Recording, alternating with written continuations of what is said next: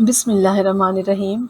ये हमारी PPSC lecturer zoology की जो प्रिपरेशन की सीरीज़ है, ये उसकी 5वीं वीडियो है। तो इसमें से जो है ये फर्स्ट ईयर की जो बायोलॉजी की बुक है उसमें से 80 क्वेश्चन हमने लिए हैं और बाकी जो 20 हैं वो पीपीएससी के पास्ट पेपर से लिए हैं। क्योंकि ये जो जनरल नॉलेज के क्वेश्चन हैं ये बार बार रिपीट होते हैं, इसलिए हम इसको पास्ट पेपर से ही करेंगे। ठीक है, अगर आप 100 पीपीएससी के पास्ट पेपर कर लेते हैं तो इसका ये मतलब है कि आपके जनरल नॉलेज के 20 नंबर पक्के। तो ठीक है, हम ये सब इंशाल्लाह जल्दी जल्दी करेंगे, अब थोड़ा सा टाइम रह गया है। तो पहला जो क्वेश्चन है वो है animals were refer to broadly as, क्या कहा जाता था एनिमल्स को पहले? एनिमेलिया, मेटाजोआ, प्रोटोक्टिस्टा या नन ऑफ दीज। तो इसमें हम देख सकते हैं कि ट्रेडिशनल टू किंगडम सिस्टम में मल्टी सेलुलर एनिमल्स को जो है वो ब्रॉडली मेटाजोआ का नाम दिया गया और जो सिंगल सेल्ड एनिमल्स थे उनको प्रोटोजोआ कहा गया।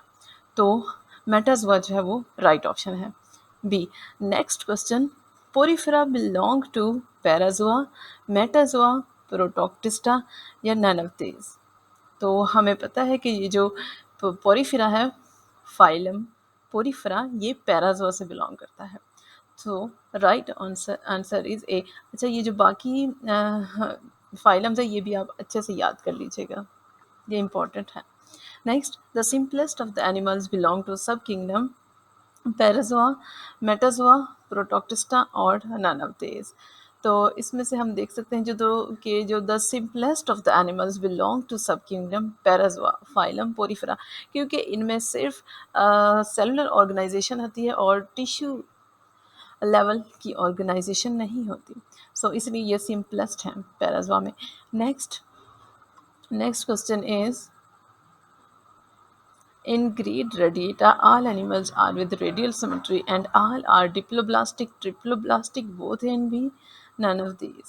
So जो Grade Radiata है इसमें all animals are with radial symmetry have been included. All the animals which are included here are also diploblastic. So the right answer is diploblastic. Next, Nematoda belongs to Grade Bilateria, Grade Radiata, या both A and B या फिर none of these.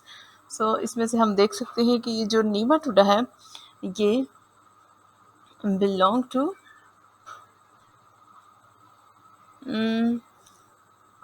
Grade बायलेट्रिया, यानी इनकी bilateral symmetry होती है। So A is the right option. Next, planaria show symmetry, bilateral, radial, asymmetrical, none of these. यहाँ हम देख सकते हैं कि जो प्लेनेरिया है वो बायलेटरल सिमेट्री शो करता है। So right option is A. Next question is, blastopore form the anus in protostomes, deuteriostomes, both A and B या none of these। तो ये जो टेबल है ये बहुत इंपॉर्टेंट है, आप इसको ध्यान से इसके इम्पॉर्टेंट पॉइंट्स याद कर लीजिए कि ये जो ब्लास्टोपोर है ये एनस बनाता है किसमें? ब्लास्टोपोर इसमें ड्यूटेरियोस्टोम में। ठीक है, so the right option is B. Next, cleavage is spiral in protostomes, deuteriostome, both A and B, none of these। हाँ, cleavage किसमें स्पाइरल होती है? प्रोटोस्टोम में, जैसे कि डायग्राम में हम देख सकते हैं, और ड्यूटेरियोस्टोम में ये रेडियल क्लीवेज होती है। और इसी तरह ब्लास्टोपोर और मीजोडर्म, सिलोम, ये सब कुछ हमने याद कर लेना यहाँ से डायग्राम से अच्छी तरह से। सो the right option is protostomes. Next, the fate of each blastomere is foretold in protostomes, deuteriostomes, both A and B, none of these।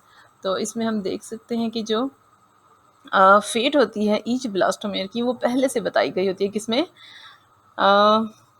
The spiral and determinate cleavages that in which the lines or planes of cleavage are not symmetrical between poles. Instead, these are diagonal to the polar axis and produce unequal cells around the axis of polarity.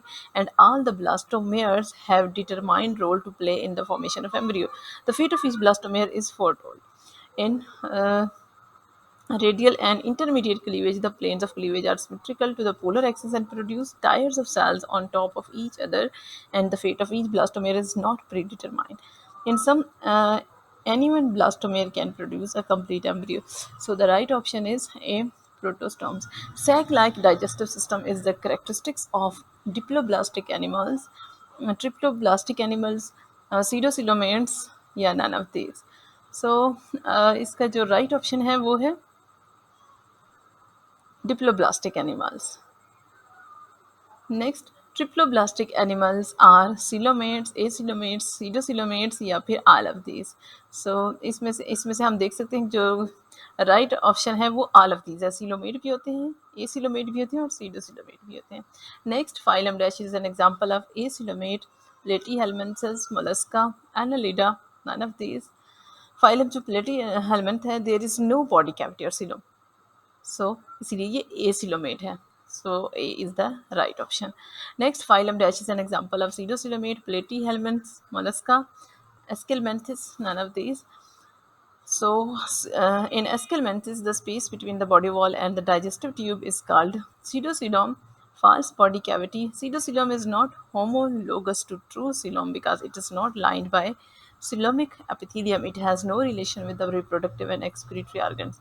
It develops from the blastocele of the embryo and it is bounded externally by the muscles and internally by the cuticle of the intestine.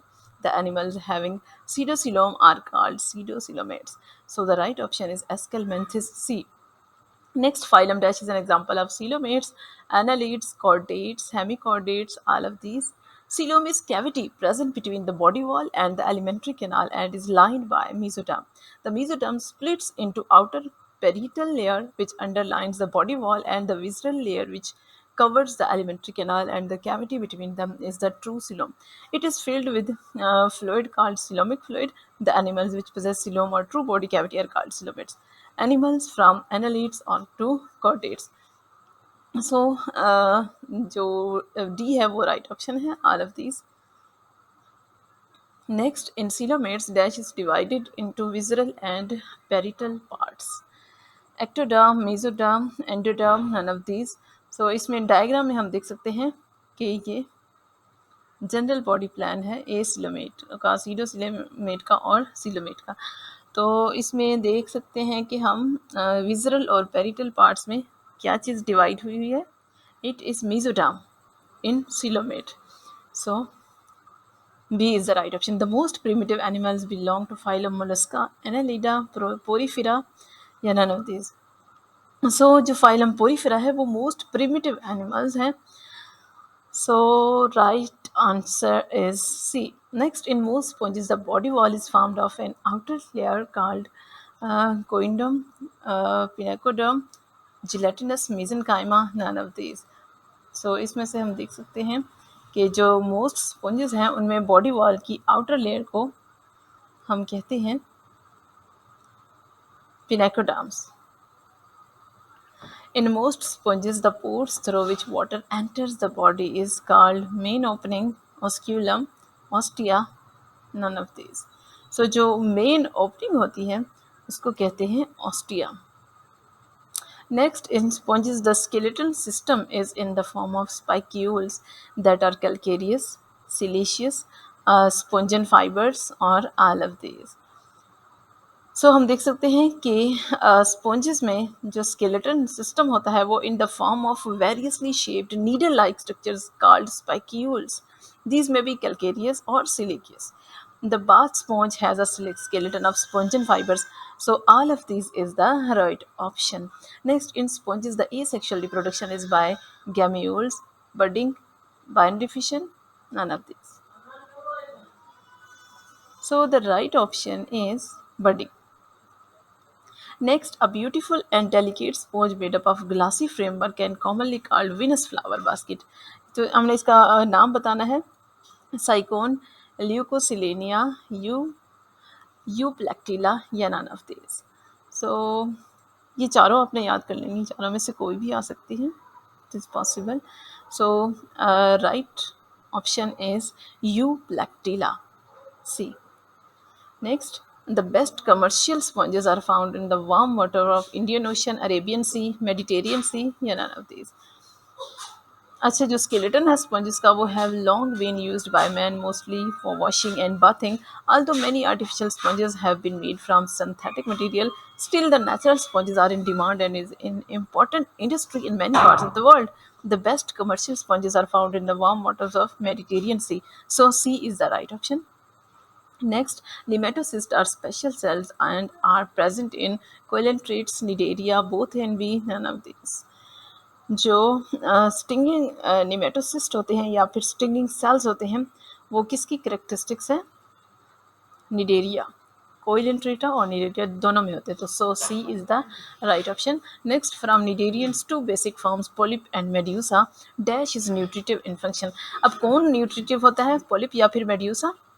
सो इसमें से हम देखते हैं, या फिर gonozooids. So right option is polyp. Polyp जो होता है वो फीडिंग स्टेज होती है इसकी लाइफ साइकिल, लाइफ हिस्ट्री में. Next, the coelenterates are carnivores, herbivores, omnivores, या फिर none of these. The mouth is surrounded by a series of tentacles. These bear stinging cells or nematocysts, which are organs of defense and offense. The coelentrates are carnivores and feed upon small organisms which come into contact with them. These organisms are immobilized by nematocysts and taken into the digestive cavity as food, where it is digested and then distributed by diffusion. The nervous system is in the form of a network of neuron cells forming an irregular net or plexus in the body wall. There is no central nervous system.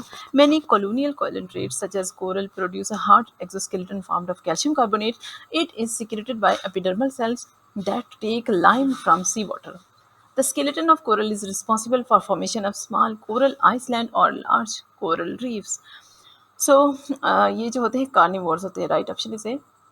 Example of colonial coelentrates is Hydra, Obelia, Phycelia या none of these. तो हमें पता है कि ये जो Obelia है ये जो Phycelia है ये ग्रुप में रहता है, बाकी सारे जो हैं वो इंडिविजुअली रहते हैं.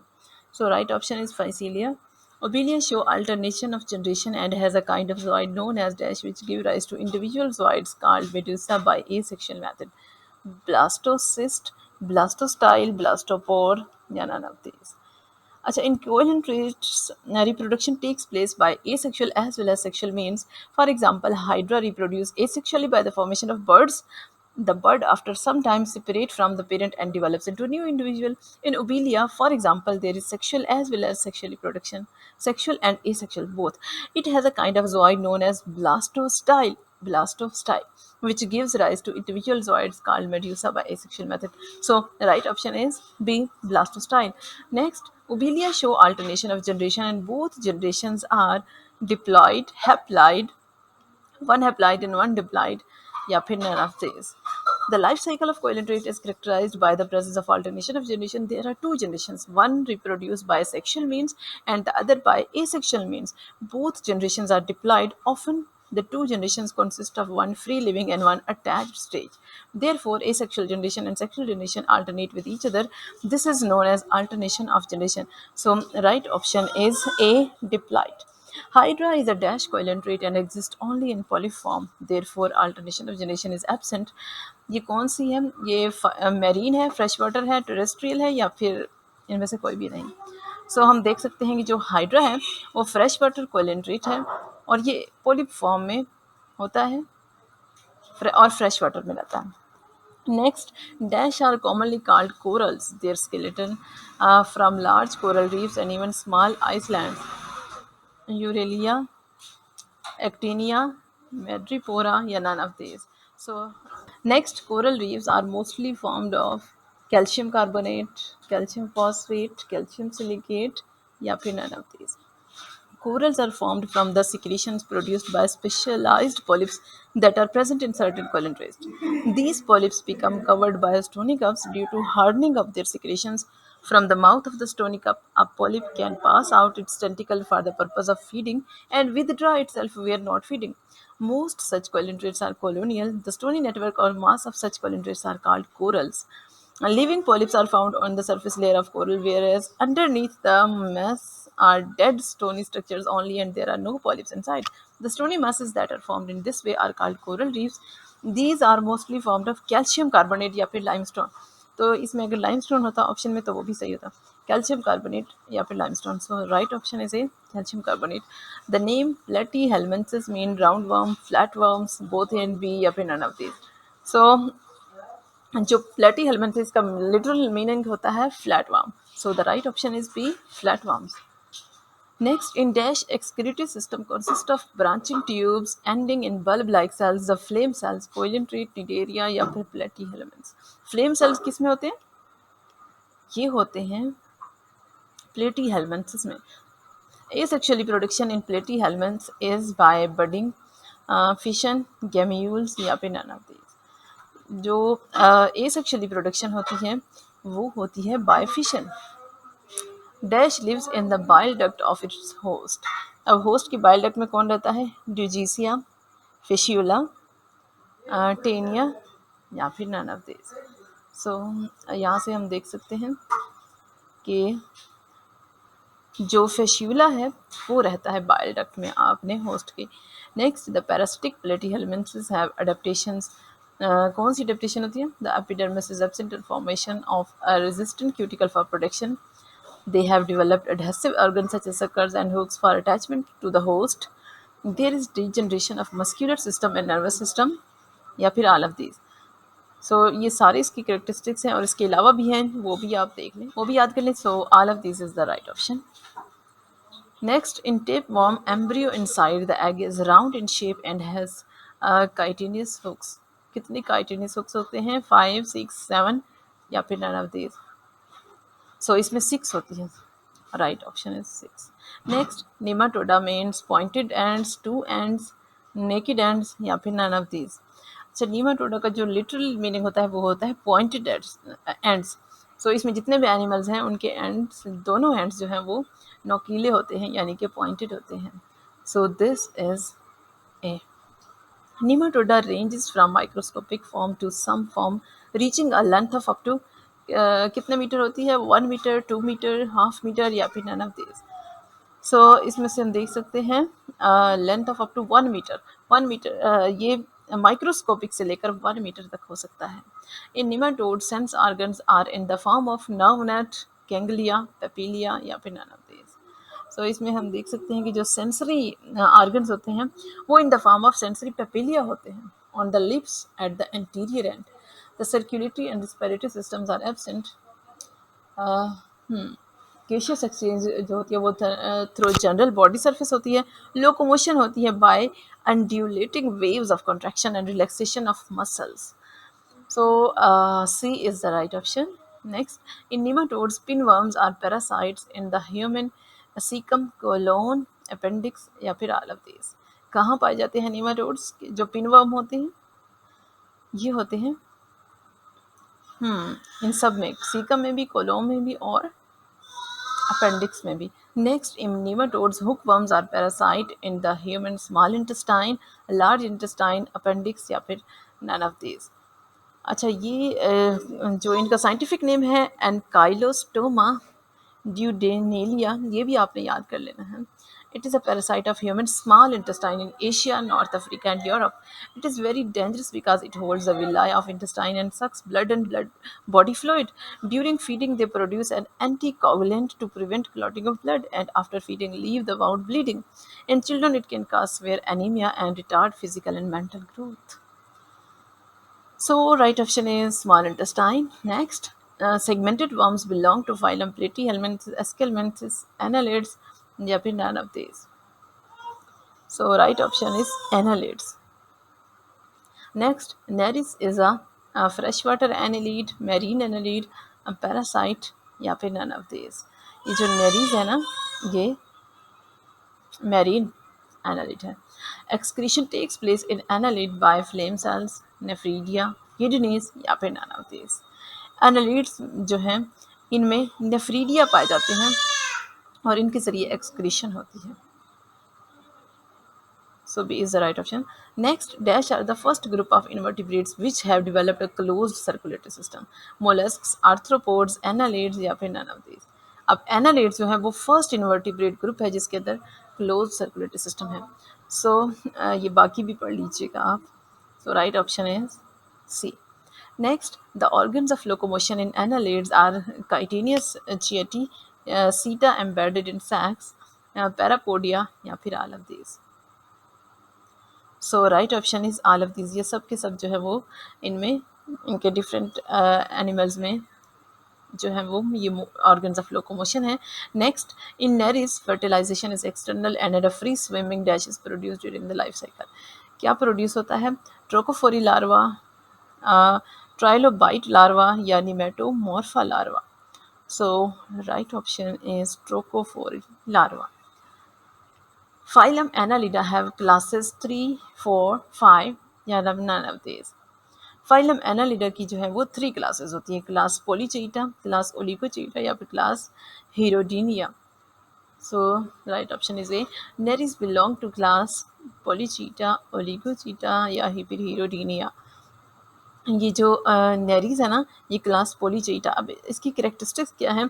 इनका डिस्टिंक्ट हेड रीजन होता है विद आइज एंड स्ट्रक्चर होता है जिसको हम पैलिप्स कहते हैं, और टेंटिकल्स होते हैं। सेक्सेस आर सेपरेट होती हैं। The organs of locomotion are parapodia, they are mostly aquatic या मैरीन होते हैं। During development these give rise to a trochophore larva. Important examples are Nereis और Chaetopterus. Next, animals with internal and external segmentation belong to class Polychaeta, Oligochaeta, Hierodenia या फिर none of these. So जो ओलिगोचेटिक animals होते हैं, ये internal और external segmentation होती है इनमें। ऑर्गन्स ऑफ लोकोमोशन जो है वो सीटा होता है। हेड रीजन नॉट प्रोमिनेंट और डिस्टिंक्ट। दे आर हर्माफ्रोडाइट यानी बाइसेक्सुअल होते हैं। No larva form during development. ये ट्रस्टियल या फिर एक्वेटिक होते हैं। इनकी एग्जांपल्स हैं Lumbricus territristis or Ferritemia posthuma or other earthworms. So right option is B. Dash have body with fixed number of segments. Fixed number of segments किस में होते हैं? पोलीचीटा में, ओलिगोचीटा में या फिर हीरोडीनिया में। फिक्स नंबर जो है वो हीरोडीनिया में होते हैं। Each segment has additional circular rings or markings called annuli. They do not have organs of locomotion and move due to the contraction of their body and with the help of suckers. Mostly hermaphrodite and trochophori larvae is found during development. They are aquatic. No distinct head is present, but leeches have chitinous jaws for making a puncture in the skin of the host. So right option is C. Dash contain more species than any other phylum. Phylum mollusca, arthropoda, annelida या फिर none of these. तो हमें पता है कि जो arthropoda है ये सबसे वास्ट फाइलम है और इसमें सबसे ज़्यादा। So right option is B, phylum Arthropoda. Excretory system of arthropod is consist of nephridia, flame cells, Malpighian tubules या फिर नन ऑफ दीज। आर्थ्रोपोड में कौन सा होता है? Malpighian tubules, we know that. Next, arthropods respire through spiracles, book lungs, gills या फिर all of these. अब इसमें हम देख सकते हैं कि जो arthropod, most arthropods possess an extensive tracheal system formed of air tubules called trachea for the exchange of gases. Main tubes open to the exterior through paired openings called spiracles. Aquatic arthropods respire through gills and book lungs. So all of these is the right option. Next, cuticle of arthropod is lightweight and is formed chiefly of cellulose, chitin या फिर murine या फिर none of these. अब इसका cuticle किससे बना होता है? इनका अच्छा ये भी हमने याद रखना है कि जो स्केलेटन है आर्थ्रोपोड्स का वो एक्सटर्नल होता है यानी एक्सोस्केलेटन होता है। It is in the form of an outer covering the cuticle with which is a lightweight and is formed chiefly of chitin. It provides surface for the attachment of muscles which help in locomotion. The arthropod exhibit active and swift movements. They swim, crawl, or fly depending upon the habitual they occupy. The organs of locomotion are paired appendages and in some cases paired wings also. So the right option is B, chitin. Next, there are dash morphologically distinct stages in the life cycle of arthropods. कितने stages होती हैं? 2, 3, 4 या फिर none of these. सो हम देख सकते हैं कि जो सेक्सेस होती हैं वो सेपरेट होती हैं। Testis and ovaries produce sperms and eggs respectively. Metamorphosis होती है। Life history of insect is characterised by metamorphosis. Meta means change and morphe mean form. This is an abrupt change of form or structure during the life cycle. There are three morphologically distinct stages. वो कौन सी हैं? Egg, larva and then finally an adult. So right option is B3.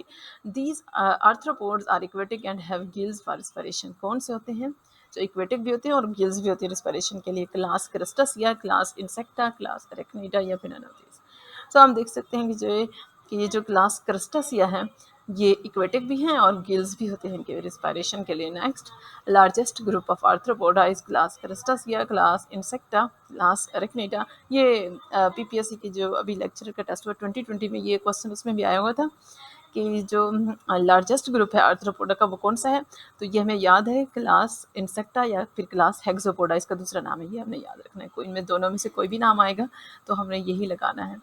So right option is B, class Insecta. Next, most spiders have dash eyes placed in such a way as to give them a panoramic view of predators and prey. 6, 7, 8 या फिर none of these। कितनी eyes होती हैं spiders की? So most spiders have 8 eyes placed in such a way as to give them कितनी 8 होती हैं। So right option is C. Next, centipedes and millipedes belong to class Crustacea, Myriapoda या फिर Arachnida।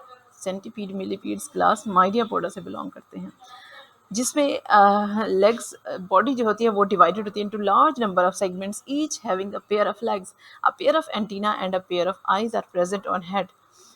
So next, phylum dash have reached to the peak of invertebrate evolution. Phylum mollusca, phylum arthropoda, phylum annelida या फिर none of these. Arthropods की have characteristics of higher forms such as bilateral symmetry, triploblastic, coelomatic cavity and organ systems, and have reached the peak of invertebrate evolution. तब इसमें वो सारी characteristics हैं जो कि vertebrates में होती हैं। Two of their main achievements are the chitinous exoskeleton and locomotory mechanism.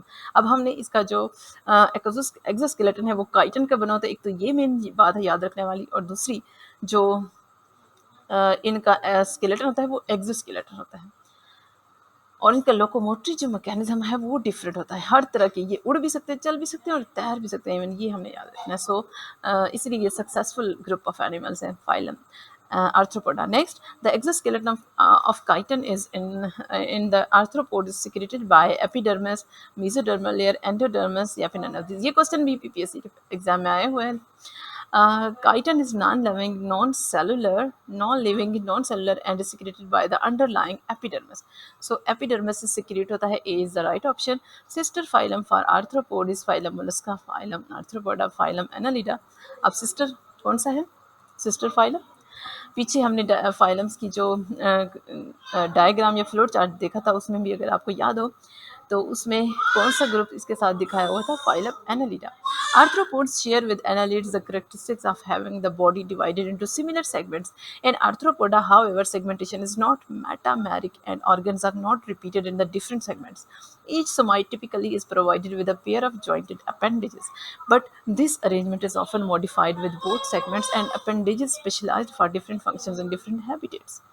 So next, man and dash have been at war for the same food, same place to live in.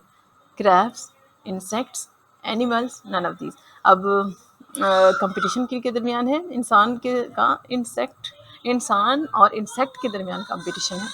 Man and insect have been at war for same food, दोनों एक जैसा खाना खाते हैं, एक ही जगह, दोनों एक जैसी जगह पर रहते हैं, और insects जो है वो attack man, his domestic animals and also his crops, causing a number of diseases.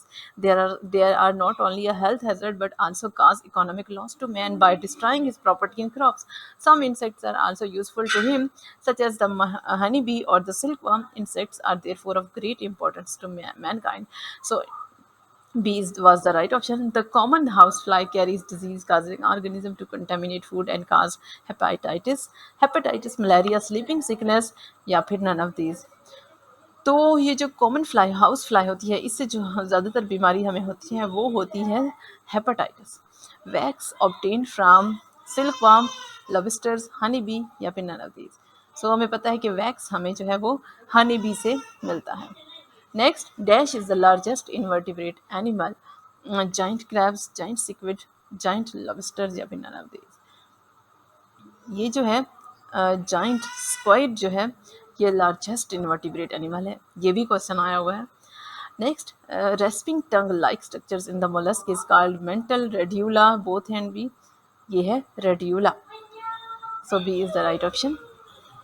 Next, circulatory system is open in mollusks except gastropod, bivalvia, cephalopoda या फिर none of these। So हमें पता है कि ओपन किस में होता है? cephalopoda में ओपन नहीं होता, बाकी सब में ओपन होता है।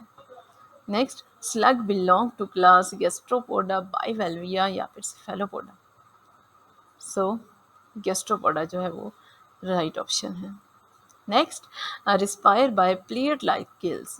अब प्लेट लाइक गिल्स किस में होते हैं? गैस्ट्रोपोड में, बाइवेल्विया में या फिर सिफेलोपोडा में। तो इसका राइट ऑप्शन है बाइवेल्विया में। Shell is absent in class gastropod, bivalvia, Cephalopoda.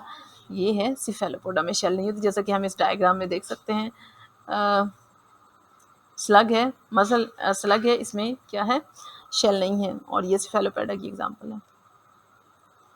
Next, examples of harmful molluscs are slugs, shipworms, both and B या फिर none of this.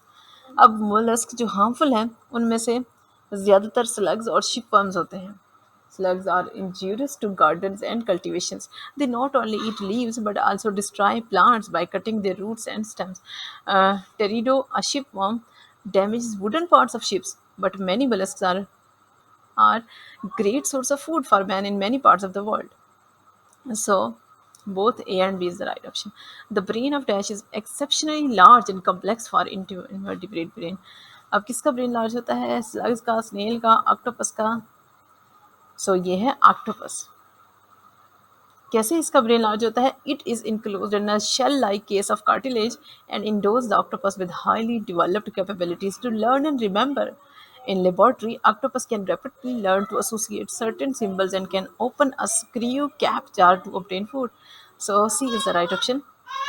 Exclusively marine animals belong to phylum mollusca, arthropoda, echinodermata या फिर none of these. अब ये जो phylum echinodermata है इसमें सारे के सारे मेंबर्स जो हैं वो मैरीन है. So echinodermata, motile species of echinoderms move with the help of tube, feet, foot, muscles या फिर नन ऑफ दिस. अच्छा, इकाइनोडर्मेटा में जो मूवमेंट होती है वो होती है ट्यूब फीट की वजह से.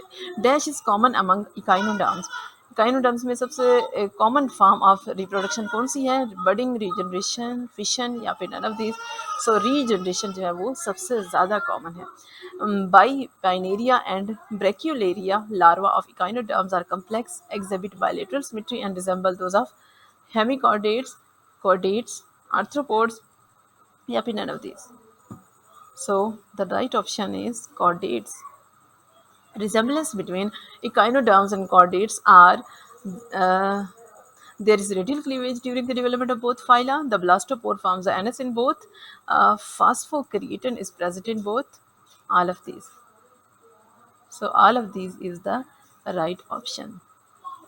अच्छा, ये जनरल नॉलेज के क्वेश्चन है. ये जो पीपीएससी के पास्ट पेपर में आए थे वही है. Pakistan national movement was formed by Chaudhry Rahmat Ali, Syed अमीर अली या फिर अलामा इकबाल. ये जो पाकिस्तान नेशनल मूवमेंट है was founded in 1933 by Chaudhry Rahmat Ali, who is also credited with creating the name Pakistan for the separate Muslim homeland in South Asia. After publishing the declaration Now or Never, he felt the need of putting up a cooperative effort to publicize and promote his ideas. So, C. A. Chaudhry Rahmat Ali. India did strikes in 2019 when India had strike before. एक तो उसने 2019 में strike किया था, उससे पहले उसने कब किया था? 1947 में, 1956 में, 1967 में. ये सारी उसकी लिस्ट है जब जब इंडिया ने जो है वो हमारे ऊपर स्ट्राइक करने की कोशिश की.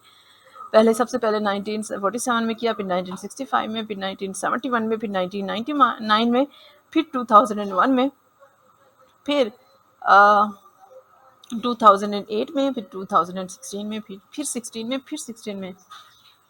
नेक्स्ट, गिरजा किस जुबान का लफ्ज़ है? गिरजा जो है वो पुर्तगाली लफ्ज़ से बना है. उर्दू का ज़ेरी दौर किसका दौर कहलाता है? सो उर्दू का जो ज़ेरी दौर है वो मीर सौदा का. नेक्स्ट, सर सैयद ने पहला तालीमी इदारा कहाँ कायम किया? इन्होंने सबसे पहले मुरादाबाद में और गाज़ीपुर में मदरसे कायम किए थे. तराना हिंदी लिखने के बाद इकबाल के नज़रिए में तब्दीली आने के बाद उन्होंने कौन सा तराना लिखा था? इसके बाद उन्होंने तराना मिल्ली लिखा था. नेक्स्ट, ये शेर किसका है? दीवार क्या गिरी मेरे खस्ता मकां की, लोगों ने मेरे सहन में रिश्ते बना लिए. ये है सबत अली सबा. नेक्स्ट, अहमद नदीम कासमी का कौन सा अफसाना है? बहरूपिया, जेवर का डब्बा, अल्हम्दुलिल्लाह, इनमें से कोई भी नहीं. अब ये सारे नाम हैं, ये आप याद कर लीजिए, ये सारे अहमद नदीम कासमी के अफसानों के नाम हैं. इनमें से कोई भी पूछा जा सकता है. अब हम इनमें से देख सकते हैं. बहरूपिया, अल्हम्दुलिल्लाह है, ज़ेवर का डबा नहीं है, सो अल्हम्दुलिल्लाह जो है वो राइट ऑप्शन है, सी। नेक्स्ट, सवाने उम्र लिखने में हाली के अलावा दूसरा अहम नाम किस्म का है? तो ये है जी शिबली नोमानी, क्योंकि इन्होंने सीरत नबी और अल फारूक हज़रत उमर की सवाने उम्र लिख के बहुत बड़े बड़े काम किए हैं। पंजाब में उर्दू किसकी ज़ुबान की किताब है? किसकी किताब है? तो पंजाब में उर्दू जो है वो हाफिज़ महमूद खान शेरवानी मरहूम ने लिखी थी। सो नेक्स्ट, पंजाब की पहली यूनिवर्सिटी किस शहर में है? तो ये लाहौर में है। नेक्स्ट, सख्ता की अलामत है, सख्ता की अलामत ये कौमा है, तो इसमें हम रुकते हैं थोड़ी देर के लिए, थोड़ा सा वक्फा करते हैं। नेक्स्ट, हज़रत हमज़ा का कातिल वहशी किसका गुलाम था?